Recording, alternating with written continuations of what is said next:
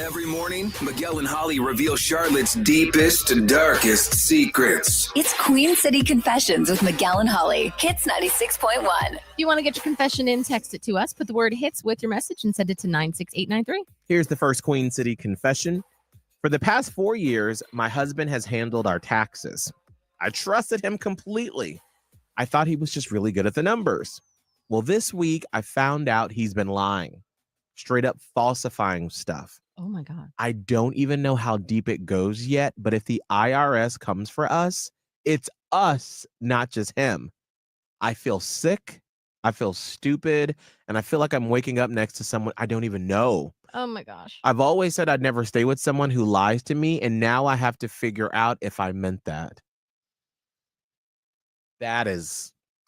You are in one of these times, like, most people have to have some kind of like reckoning or like, like pivotal moment where they do have to make a choice, because it's not, people can spout a lot of things when they're not in the situation that they are. I would never stay with someone who cheated. I would never stay with someone who lied even a little bit. Okay, that's really easy to say when you're not in the situation. Is this something that you can talk about? Because that's going to be, first of all, key. You can't just not talk about it. And I'm sure that there is a professional that can help you.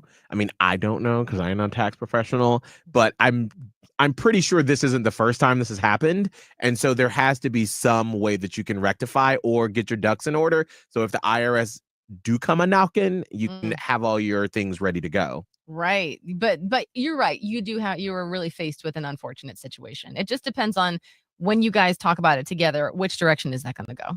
Here's another Queen City confession. I have 2 cats and a bearded dragon.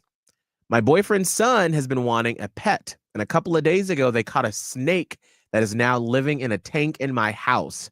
I'm disgusted, and I want it gone now. I feel your white hot anger. I'm going to take that anger and redirect it back to you so you can put it on your boyfriend, husband, whoever? Boyfriend. You put that right on your boyfriend and you're like, I the other half of the person that lives in this house. And I said no. And there has to be some sort of compromise. I mean, you already got 2 cats and a bearded dragon. I mean, the son wanting a pet. Is there something in the middle that's not a slithering snake in your house? Like just a one from the wild? Yeah. It don't want to be in a tank. No. Okay. It's going to keep trying to get out. It want to be slithering back in the woods. Okay. All right, here's the last Queen City confession. My best friend asked me to be her maid of honor, and I cried. Not out of happiness, but panic. Oh. I just lost my job with the federal government. I'm living off of credit cards and what's left in savings. I can barely cover groceries right now, let alone plan a bridal shower, fly out for a bachelorette party, and buy 3 different dresses. I'm going to have to say no. And it's killing me. This is my best friend, and I'm drowning in debt, and I can't pretend I'm okay. Part of me thinks she'll understand, but I also know her. Part of me thinks she'll never speak to me again. Wait, what? How much of a best friend is this then? But I mean, yes, but we also know those people in our lives that if things don't go their way, yeah, they can spiral. And especially if you know your friend is that way when it comes to a wedding. And if they have that plan in place.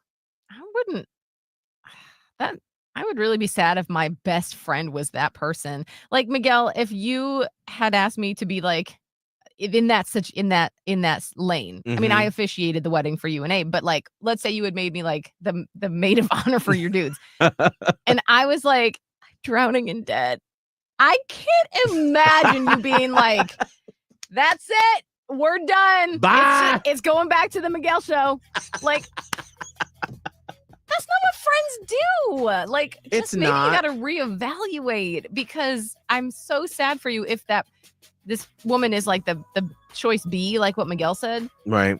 You deserve better. You deserve a better friend than that. And hopefully if you come to them with, empathy and with the truth, hopefully they'll show some empathy back towards you. Right. Let us know how that goes. If there's a confession you want to get off your chest, text HITS and your message to 96893. It is 7:16. Do you know the origin story of how you got your name? Well, we had my mama on the Miguel and Holly Uncensored podcast, and she revealed why me, a black man with, by the way, no Hispanic background or Latino anywhere in my family. Zero. Why I have the name Miguel, because I know you've probably been asking that since we've been here on Hits 96.1. Yeah. Well, it was a wild ride, so we got to catch you up with why I'm named Miguel next. But if you're heading into work, make sure to pull up Hits 96.1 on the iHeartRadio app and just slide us into your presets.